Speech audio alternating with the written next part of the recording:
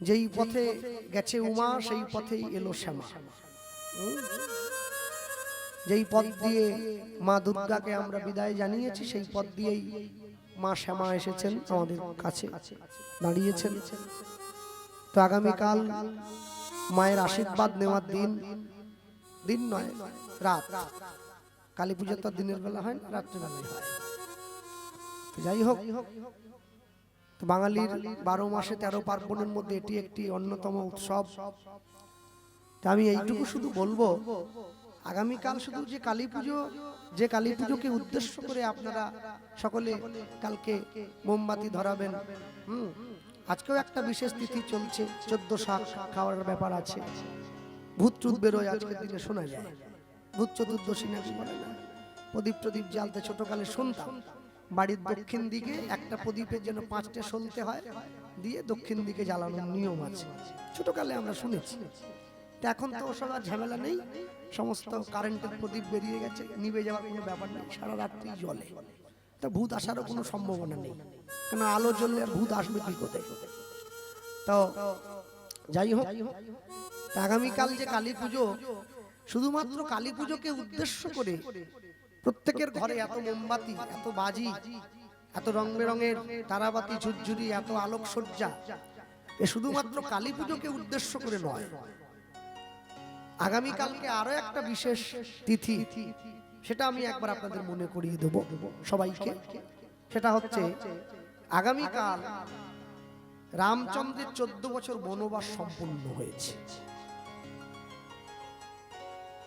14 বছর বনবাস সম্পূর্ণ করে রাবণকে হত্যা করে মা সীতাকে উদ্ধার করে রামচন্দ্র অযোধ্যায় ফিরে এসেছেন, সেই দিনটা আগামীকাল।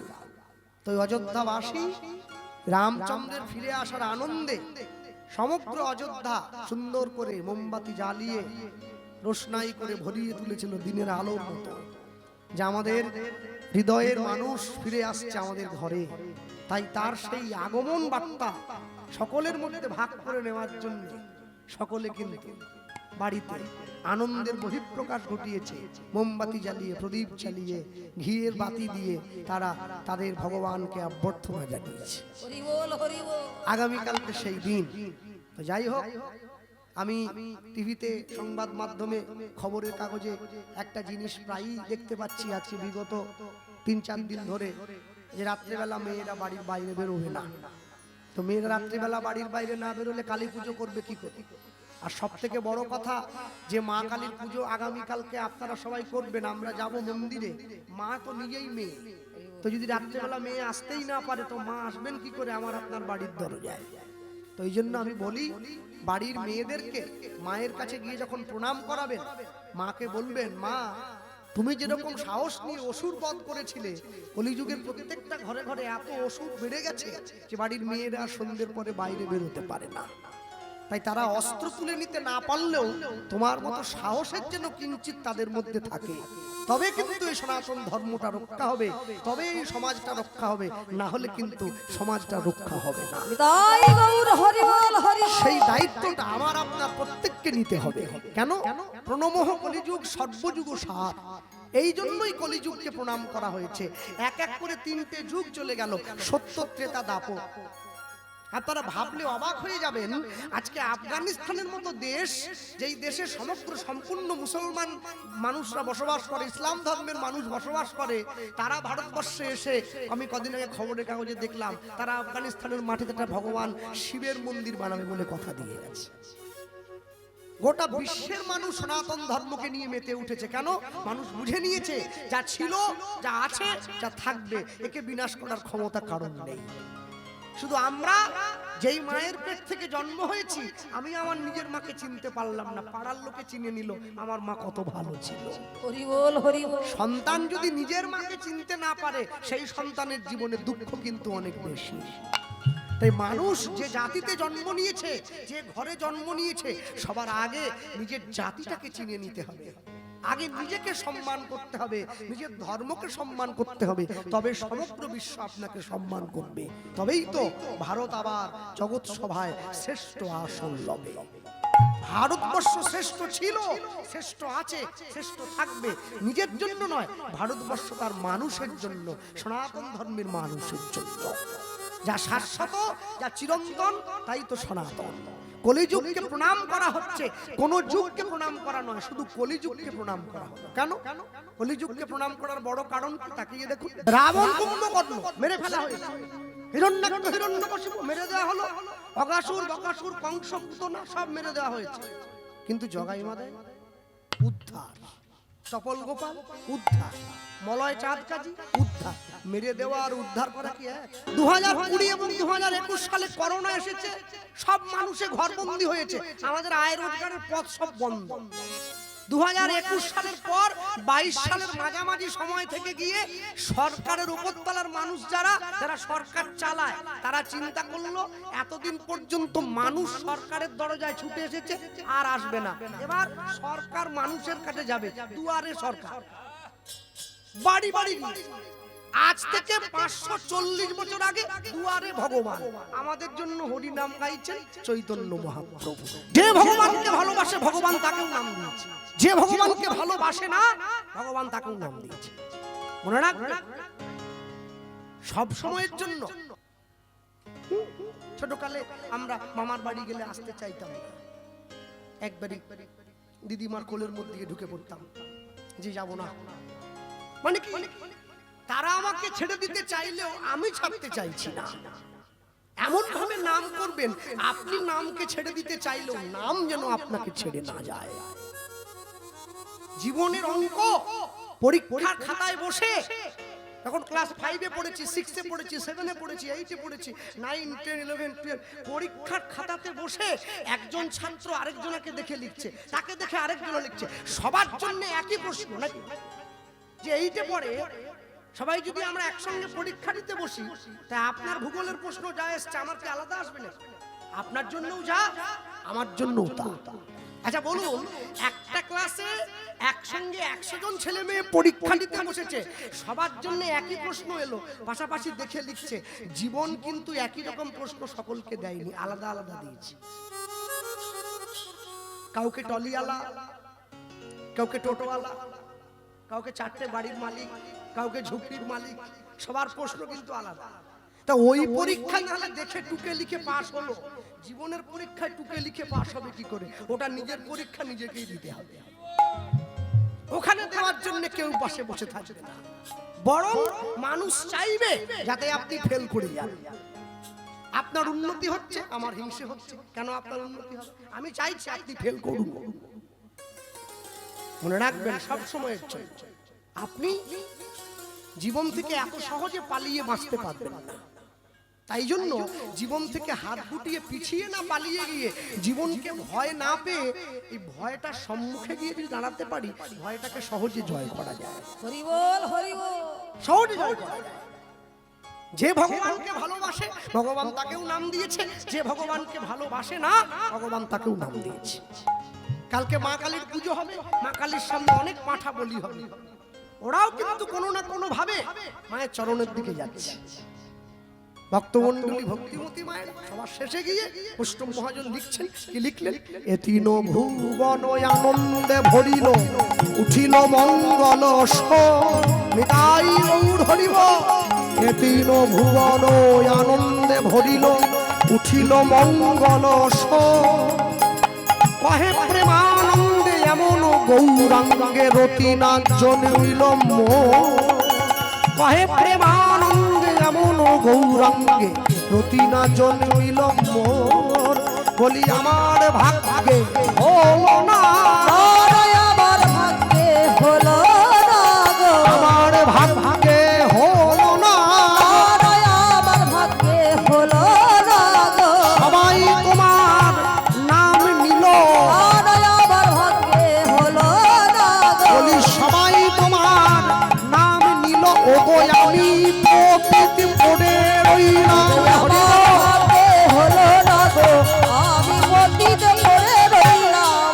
আমার ভাগ্যে হলো না গো, না না আমার ভাগ্যে হলো না গো। বলি কহে প্রেমানন্দে এমন গৌরাঙ্গে রতি না জন্মিল মোর। রতিনা জন্মিল এতিন ভুবন আনন্দে ভরিল উঠিল মঙ্গল স্বর কহে প্রেমানন্দে এমন গৌরাঙ্গে গৌরাঙ্গে রতিনা জন্মিল রতিনা জন্মিল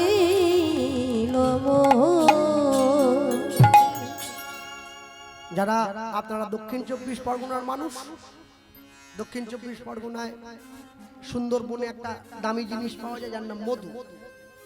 সুন্দরবনের মধু অনেক দাম, তাই তো? কত?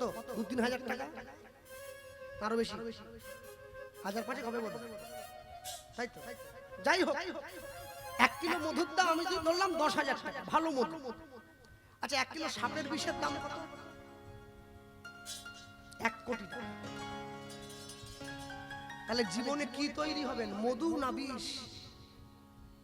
এত কষ্ট করে বাঘের মুখ থেকে ছাড়িয়ে মধু আনা হলো মাত্র 10,000। বাঘ খেয়ে নিলেও নিতে পারে। আর 1 কিলো সাপের বিষের দাম 1 কোটি।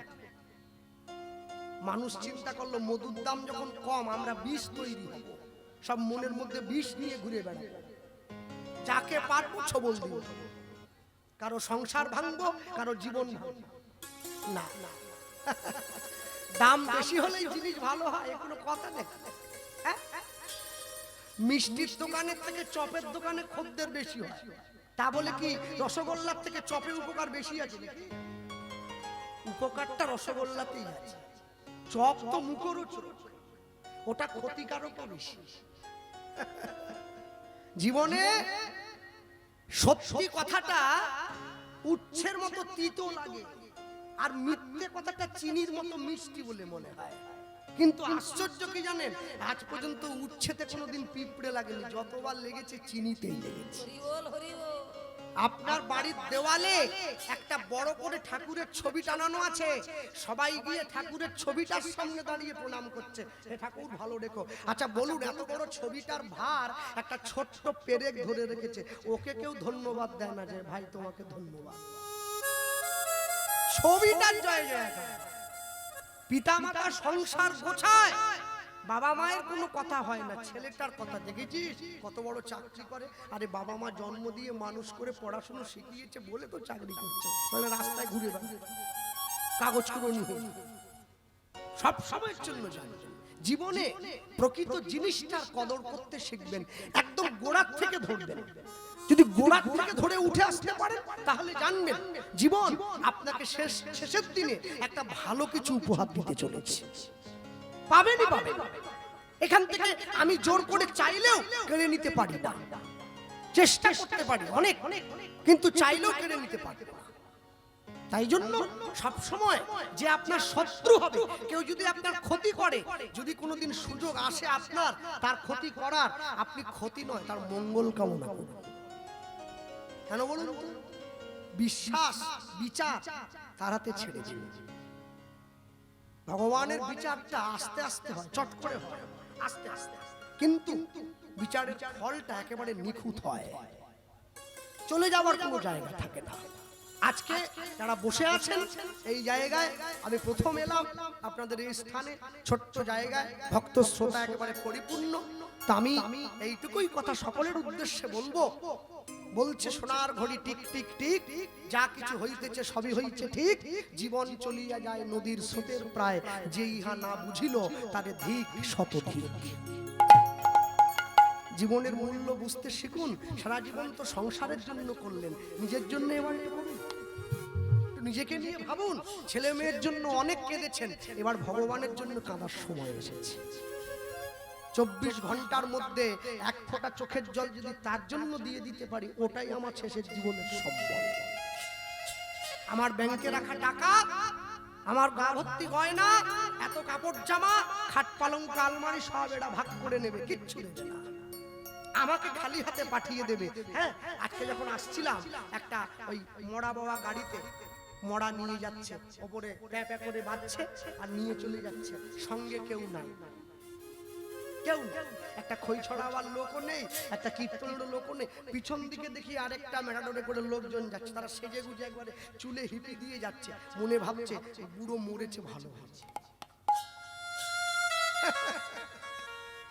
যার জন্য জমিদার হয়েছে বাড়ির লোক তাকে একা পাঠিয়ে দিয়েছে, একটা হরিনাম নিয়ে একটু খোলখড়তাল বাজিয়ে নিয়ে যাওয়ার লোক নেই। এরা পিছন দিকে আনন্দ করতে করতে যাচ্ছে।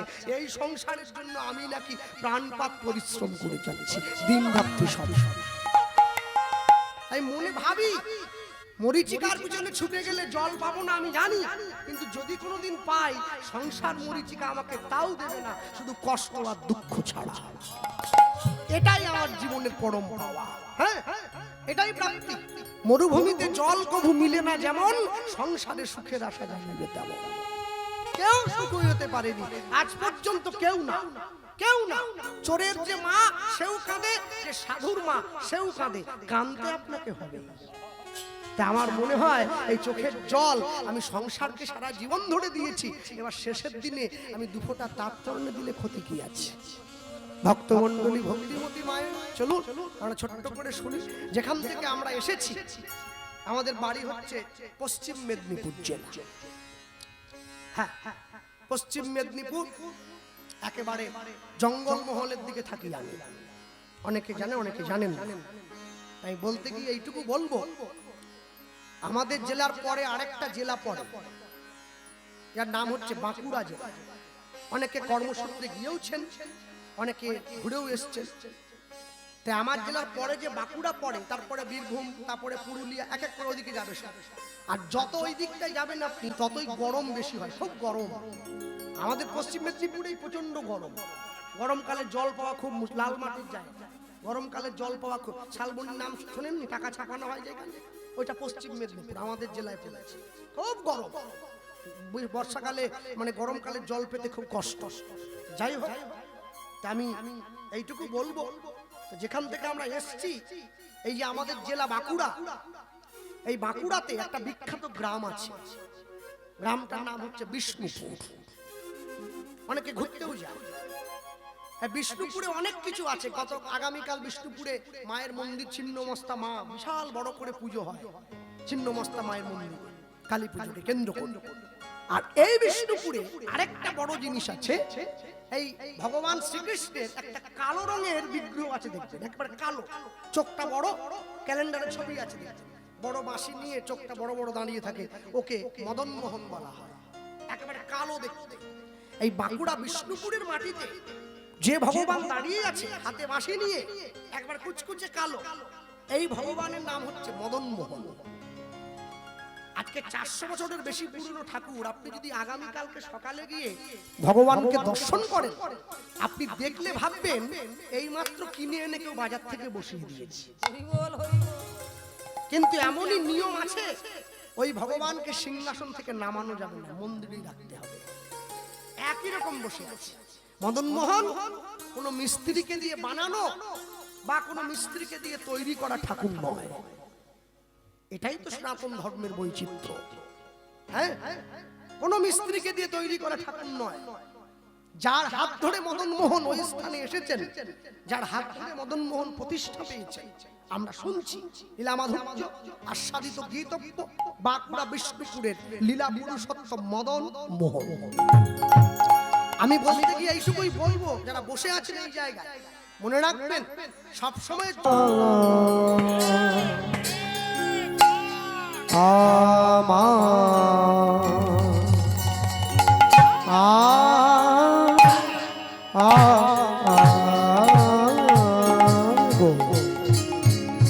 সর্বযুগ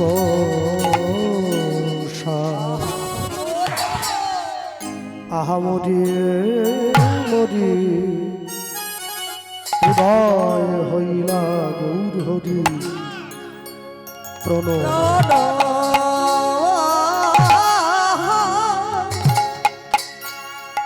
প্রণব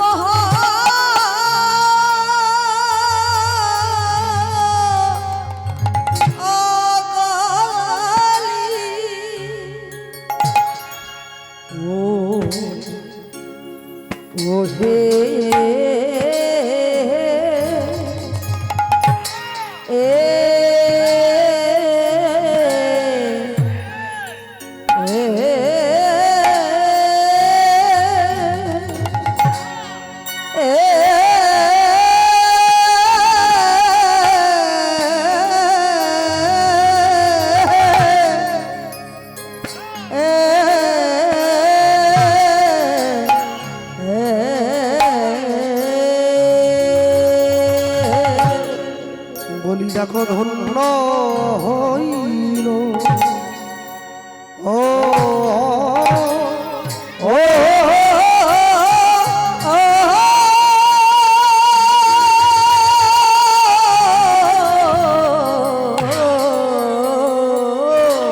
ধন্য হইল কলি যুগ আহামরি মোহ কলি যুগ মরি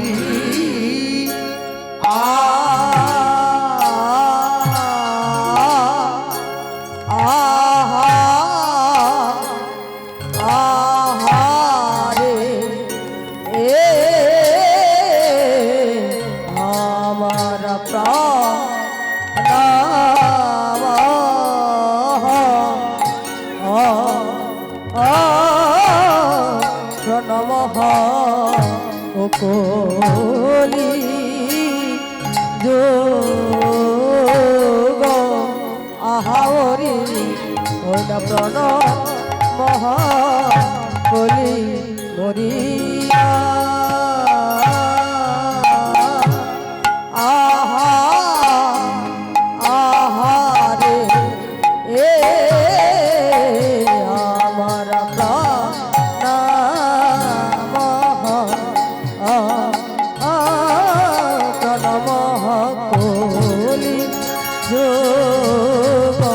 আহামরি রণ মহ কলি মরিয়া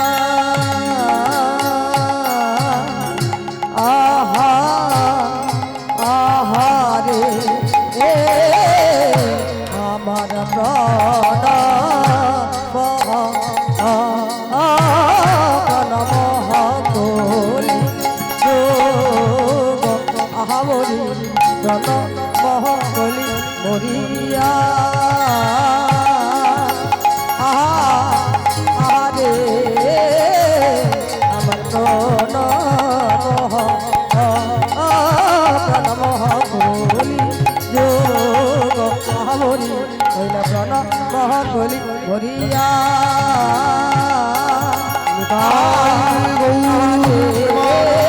হরি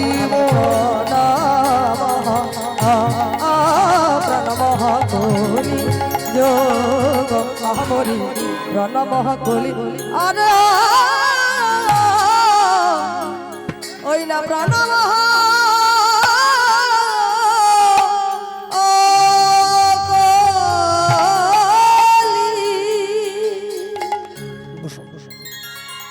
आनंद लीलामय विग्रहाय हेमाभ दिव्य छवि सुंदराय तस्मै महाप्रेम रस प्रदाय चैतन्य चंद्राय नमो नमोस्ते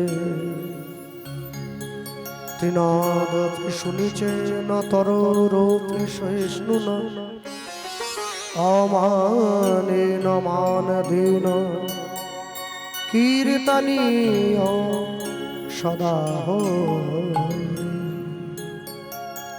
একটু কোন দিয়ে ঠিক আছে জয় নিতাই উপস্থিত দিলটা কম কথা শোনা উপস্থিত মহামহালীলা সংকীর্তন রূপী মহত্তর যজ্ঞানুষ্ঠান কীর্তন প্রারম্ভে নিকটস্থ দূরগত অনাহুত আহুত নিমন্ত্রিত অনিমন্ত্রিত যত ভক্তমণ্ডলী ভক্তিমতী মায়েরা আজকে এই স্থানে ভক্ত ভগবানের লীলাগুণ কথা শ্রবণ করবার জন্য উপস্থিত হয়েছেন তাদের সকলা শ্রীচরণে শতকোটি দণ্ডবত প্রণাম। অনন্ত অনন্ত কোটি বিশ্ব ব্রহ্মাণ্ডের যত নিষ্ঠাবান বৈষ্ণব, নিষ্ঠাবান ব্রাহ্মণ, নিষ্ঠাবান ভক্ত, ভক্তিমতী মায়েদের চরণে শতকোটি দণ্ডবত প্রণাম। সারা বিশ্বের যত মহামানব যারা সাকারে নিরাকারে আমাদের মাঝে ইতিউতি অবস্থান করছেন, সকল মহামানব বর্গের শ্রীচরণে শতকোটি দণ্ডবত প্রণাম। মানুষকে সম্মান দিলে সেই সম্মান ঈশ্বরে মেলে, সর্বশাস্ত্রে তাহার প্রমাণ পাই। কবিচণ্ডী দাস দিদিকে দেন।